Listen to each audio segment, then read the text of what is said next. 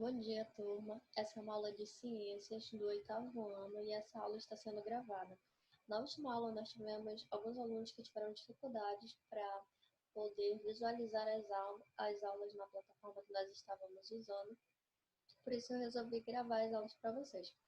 Assim, vocês podem ver a aula e rever caso vocês tenham alguma dúvida. O tema da nossa aula de hoje é reprodução.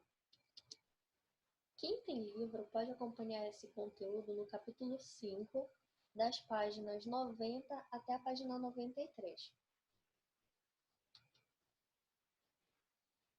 Mas para nós falarmos sobre o conteúdo propriamente de hoje, é importante que vocês relembrem alguns conceitos que nós já vimos, tá?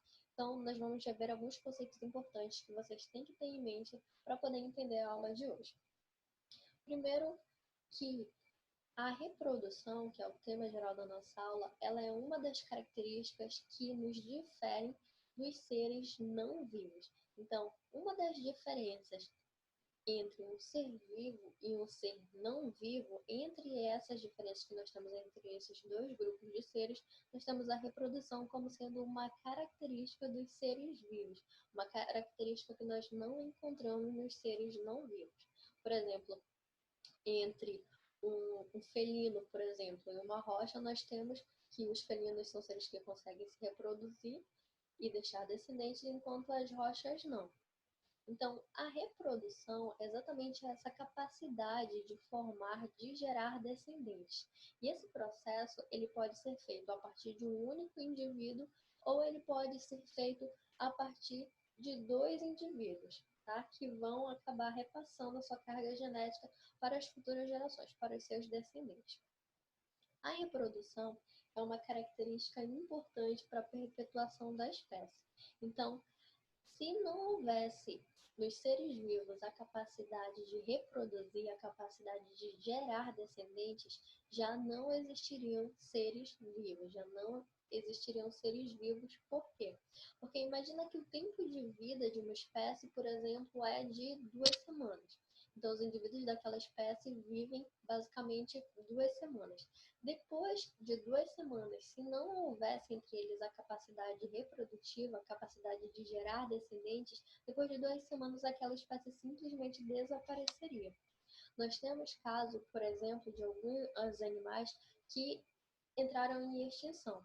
Em alguns casos, nós ainda tínhamos um representante da espécie vivo. Então, a espécie foi extinta, mas ainda existe um representante vivo? Sim. Por exemplo, nós temos algumas espécies onde nós tínhamos um indivíduo do sexo masculino, um indivíduo macho vivo, mas a espécie já era considerada extinta. Por quê? Porque naquela espécie, para que houvesse a reprodução, eram necessários dois indivíduos. E como só existia um indivíduo macho, já não havia mais a possibilidade de reprodução, já não havia como gerar descendentes. Então a espécie era considerada extinta quando aquele indivíduo morresse, ele era o último indivíduo da espécie, a espécie ia terminar, mas de modo geral, de modo prático, ela já estava extinta porque não existia mais a capacidade de reprodução. A reprodução ela pode ser classificada em dois tipos básicos: a reprodução sexuada e a reprodução assexuada.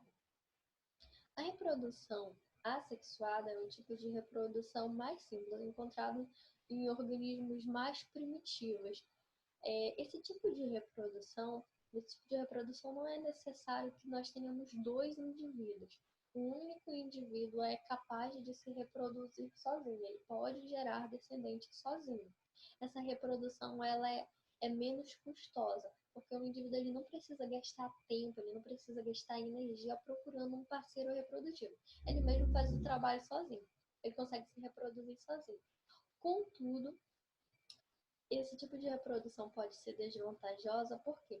Porque todos os indivíduos que aquele ser gerar vão ser exatamente iguais a eles, ou seja, são cópias, são clones, são geneticamente iguais. Então, se o ambiente, por exemplo, mudar, aqueles indivíduos que são todos parecidos, se eles não tiverem a capacidade de resistir a essas condições, se um indivíduo só não tiver essa capacidade de resistir às mudanças ambientais, todos vão morrer. Por quê? Porque todos são iguais, todos são cópias. E se um não consegue resistir, logo todos os outros não conseguirão e acabarão sendo extintos. Então, apesar da reprodução assexuada ser vantajosa porque tu não perde muito tempo e gasta muita energia procurando um parceiro reprodutivo, você pode reproduzir sozinho. É um processo rápido, onde você pode gerar vários descendentes, mas ela tem esse outro lado que é desvantajoso, o fato de não gerar a variabilidade. Já a reprodução sexuada,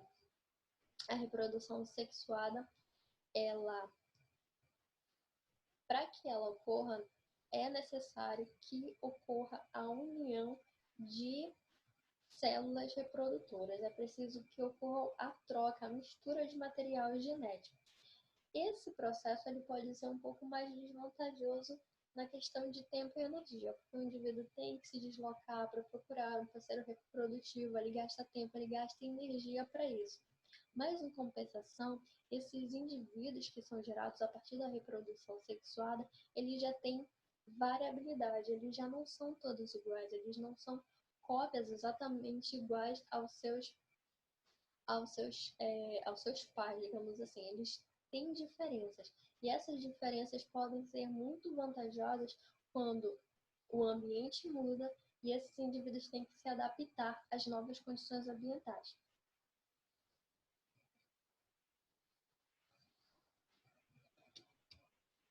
A reprodução sexuada, ela pode ser classificada em alguns quesitos. Por exemplo, ela pode ser classificada com relação ao sexo. As espécies podem ser classificadas em monóicas e dioicas. As espécies monóicas são aquelas onde um único indivíduo é capaz de gerar tanto as células reprodutoras masculinas, tanto de gametas masculinos, quanto os gametas femininos. São os indivíduos que nós chamamos de hermafrodita. Aqui nós temos o exemplo de uma planta, onde nós podemos ver tanto a estrutura reprodutora feminina, aqui em cima, parte da estrutura reprodutora feminina, quanto aqui em amarelinho, parte da estrutura reprodutora masculina. Então, aqui nós temos um indivíduo que é monóico, tem tanto a capacidade de gerar células reprodutoras masculinas, quanto a capacidade de gerar células reprodutoras femininas. E os indivíduos, a espécie também pode ser dioica.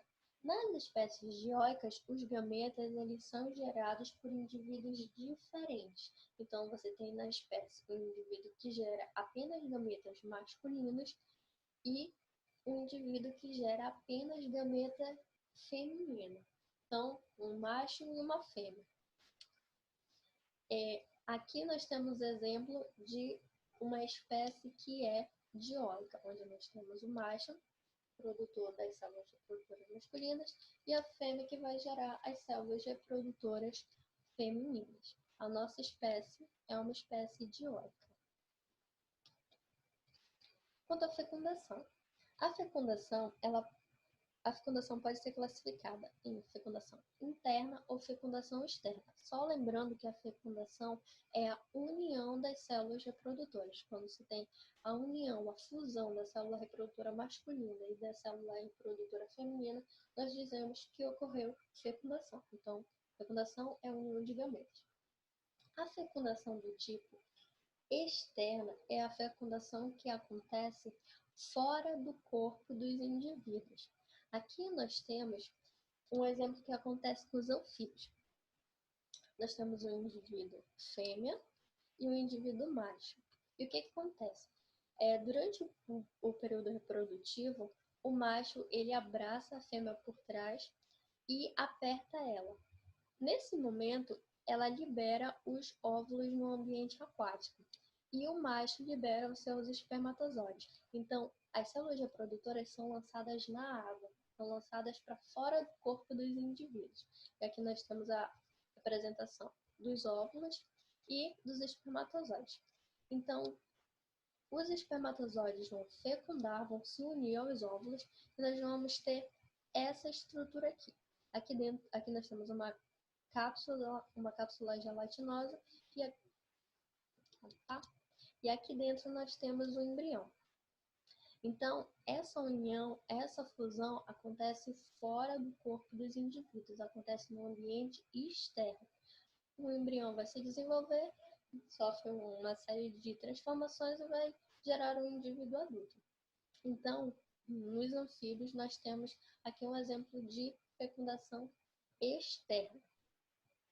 Já a fecundação interna é a fecundação onde nós temos que a união dos gametas ocorre dentro do corpo de um dos indivíduos, tá? Então, essa união, essa fusão dos gametas não vai acontecer no meio externo, não vai acontecer fora do organismo, vai acontecer dentro do organismo de um dos indivíduos.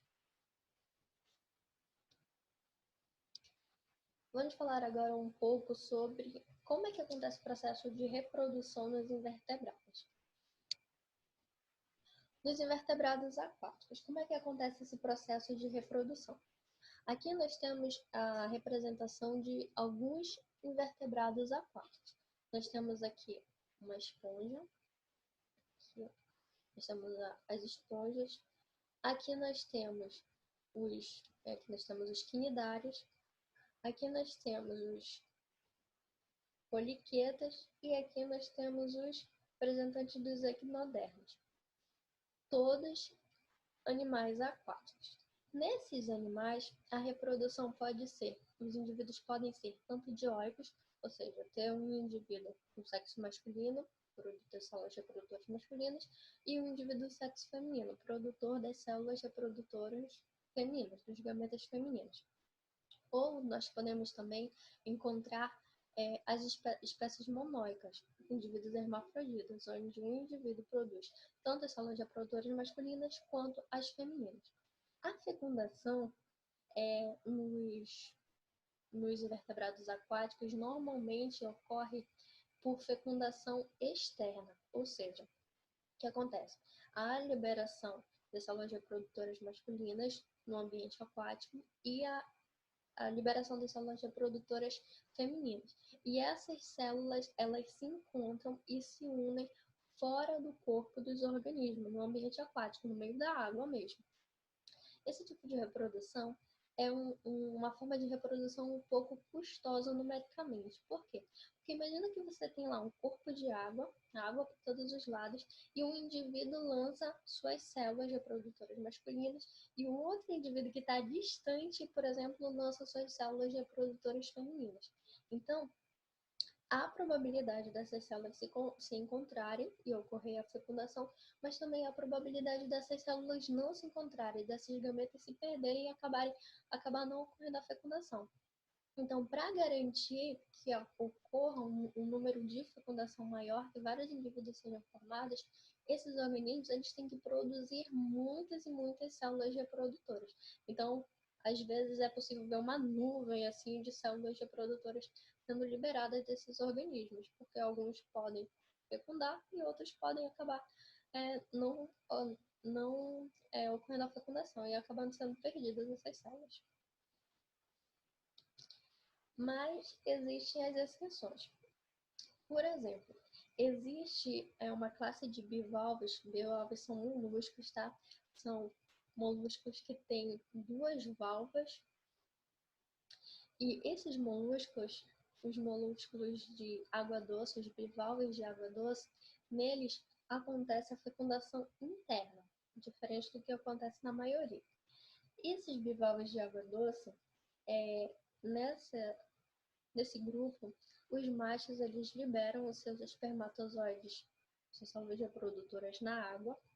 E como esses animais eles são filtradores, eles filtram a água com os espermatozoides ela vai e chega ao indivíduo, por exemplo, do sexo feminino. E aí o que acontece?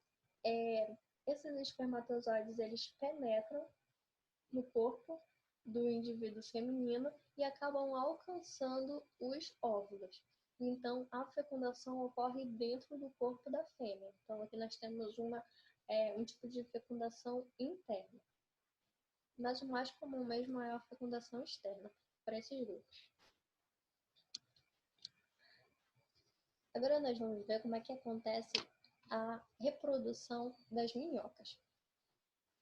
As minhocas são animais hermafroditas, ou seja, o indivíduo apresenta tanto a capacidade de gerar células reprodutoras masculinas quanto a capacidade de gerar células reprodutoras femininas. Mas apesar de o indivíduo ter os dois sexos, masculino e feminino, as minhocas elas realizam o que nós chamamos de fecundação cruzada. O que acontece? Em determinado momento, quando dois indivíduos eles se encontram, quando os dois indivíduos se encontram, eles unem o corpo e o que acontece? Existe uma abertura chamada de poro genital masculino e de poro genital feminino no corpo de cada indivíduo. O indivíduo tem um poro genital masculino e um poro genital feminino. E o outro indivíduo um poro genital masculino e um poro genital feminino. Tá? E o que acontece? Esse poro genital feminino, que existe no corpo desses indivíduos, ele fica normalmente numa região mais dilatada, uma região maior, mais gordinha, mais visível do corpo do indivíduo. Essa região que nós chamamos aqui de clitela. É nessa região que fica o poro, normalmente o poro genital feminino. Quando esses organismos eles se encontram, eles trocam espermatozoides. Então, um indivíduo lança espermatozoides para o corpo do outro. Então, eles trocam os espermatozoides. E esses espermatozoides eles ficam armazenados numa bolsa chamada de receptáculo seminal. Como é que acontece a fecundação, então? Então, depois que acontece essa troca, que eles trocam os espermatozoides, os indivíduos se separam e seguem sua vida. Cada um segue seu caminho. Aí, o que acontece? Nessa região de clitelo, essa região destacada aqui, é uma região mais gordinha do corpo do indivíduo, é produzido um casulo. É produzido uma secreção viscosa que vai acabar formando um casulo nessa região. Quando os óvulos estão maduros, os óvulos são depositados dentro desse casulo. E esse casulo desliza pelo corpo da minhoca, vai deslizando. Quando ele chega na região onde os espermatozoides estavam armazenados, os espermatozoides também são lançados dentro desse casulo. Então, é dentro desse casulo que acontece a fecundação. As células acabam se unindo e esse casulo continua deslizando pelo corpo da minhoca até ser lançado no ambiente. Depois de apenas algumas horas, desse casulo são liberados de 3 até 20 minhoquinhas novas, novos indivíduos, tá? E que vão seguir seu desenvolvimento. Então, é assim que acontece a reprodução das minhocas. Apesar delas serem hermafroditas, elas realizam a fecundação cruzada. Nos artrópodes, como é que funciona a reprodução nos artrópodes? A reprodução, no caso dos artrópodes, na maioria dos casos, essa reprodução, ou melhor, sempre ela é sexuada e a fecundação é interna. Já o desenvolvimento pode ser tanto direto quanto indireto. Nos aracnídeos, nós temos umas características específicas da reprodução. Por exemplo, o que acontece? O macho, ele deposita os espermatozoides, as suas células reprodutoras masculinas, dentro de uma bolsa de seda. Ele constrói uma bolsa de seda e deposita os seus espermatozoides dentro da bolsa de seda. Algumas espécies pegam essa bolsa e introduzem no poro genital da fêmea. Então acontece o processo de fecundação dentro do corpo da fêmea. Para que ele consiga introduzir essa bolsa de seda contendo os espermatozoides no corpo da fêmea, normalmente é usado essa estrutura aqui, que nós chamamos de pedipalpos. Aqui, essa estrutura aqui. O segundo par de apêndices do indivíduo. Essa estrutura aqui nós temos as quelíceras e aqui nós temos os pedipalpos. Então, eles usam essas estruturas para ajudar a inserir essa bolsa de seda no corpo da fêmea. Algumas espécies têm que fazer um ritual de acasalamento, uma dança de acasalamento. Então, em algumas espécies, essa bolsa de seda é depositada no solo, então o macho vai, limpa o terreno, a área, deposita a bolsa de seda contendo os espermatozoides no chão e aí ele realiza uma dança com a fêmea. E ele vai e leva a fêmea até aquele local e aí ele, nesse local, ele posiciona ela de modo que a bolsa de seda entre no corpo da fêmea, no paragenital da fêmea, para que aconteça a reprodução. Então, são coisas que variam de espécie para espécie. Nos insetos, como é que acontece a reprodução nos insetos?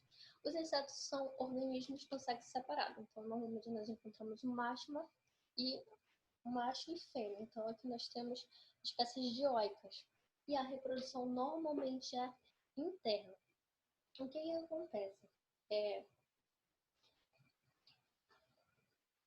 Normalmente, o macho introduz um órgão copulador no corpo da fêmea e então ele deposita os espermatozoides, as células reprodutoras masculinas, no corpo da fêmea. Esse material, essas células reprodutoras, elas podem ficar armazenadas em um depósito chamado de espermateca e posteriormente ocorrer a fecundação. Com relação ao desenvolvimento dos insetos, esse desenvolvimento pode ocorrer de 3 formas diferentes. Pode ser um desenvolvimento direto, pode ser um desenvolvimento indireto, com metamorfose incompleta, e pode ser um desenvolvimento direto de metamorfose completa. Então, bora ver como é que acontece, porque isso varia dentro do grupo dos insetos. No desenvolvimento direto, o que nós temos? Nós temos aqui um ovo depositado e desse ovo vai sair um indivíduo que é exatamente semelhante a um indivíduo adulto. Então, aqui nós temos o exemplo. Um ovo e o indivíduo que eclode desse ovo, que emerge desse ovo, é parecido com o adulto. A única diferença é o tamanho. Ele é menor, mas ele vai crescendo até chegar ao tamanho de um adulto, mas a forma do corpo continua a mesma. Então, aqui nós dizemos que houve desenvolvimento direto. Um exemplo de inseto que tem desenvolvimento direto é a traça. Essa danada que come a cola dos livros da gente é um inseto com desenvolvimento direto. Então, o que eclode do ovo é um organismo jovem, mas muito similar ao adulto. Só vai ganhar tamanho e chegar ao status de adulto. Já alguns insetos têm o desenvolvimento indireto com metamorfose incompleta. O que é isso? Nesse tipo de desenvolvimento, nós temos que do ovo vai eclodir uma forma juvenil que é muito parecida com o adulto. E essa forma juvenil nós chamamos de ninfa. A diferença dela para o adulto é que essa forma não possui asa. Então, esse animal ele vai passar essa forma juvenil, a ninfa, aqui, a ninfa, que eclodiu dos ovos, é um indivíduo similar ao adulto, só que é um indivíduo que não possui asas. E ele vai passar por um processo de crescimento, processo de metamorfose, até alcançar a fase adulta, que é a fase onde há a presença de asas. A fase juvenil ele vai sofrer algumas mudas e as asas vão começar a aparecer até chegar à fase de adulto, que é um indivíduo alado.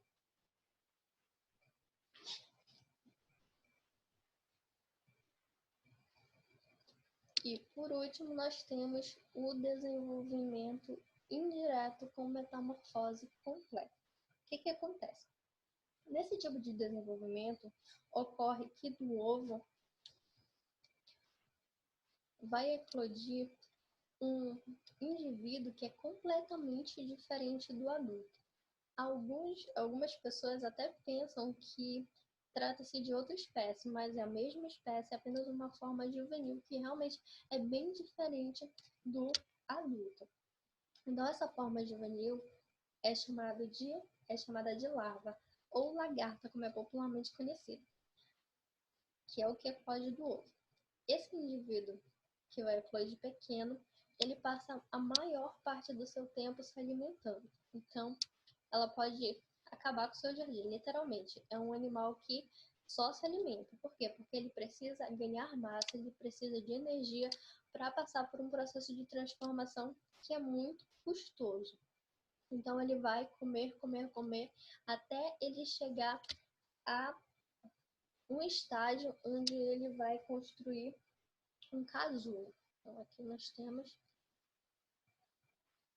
um estágio onde é construído um casulo. E dentro desse casulo, nós temos um indivíduo denominado de pupa. Então, aqui no interior, o inseto é chamado de pupa. Aqui dentro, ele passa por um processo de transformação radical. E o que sai daqui de dentro, e o que sai de dentro desse casulo, é um indivíduo completamente diferente daquele que entrou. Nesse processo, aqui nós vamos ter a saída de um adulto já, que daqui a um tempo estará apto para depositar ovos novamente e o ciclo começar. Por nós termos uma diferença muito grande entre os indivíduos, as formas do indivíduo durante o seu ciclo de vida, aqui nós dizemos que houve uma metamorfose completa. Isso que acontece, por exemplo, com as borboletas. Por hoje é só, gente, e até a próxima aula.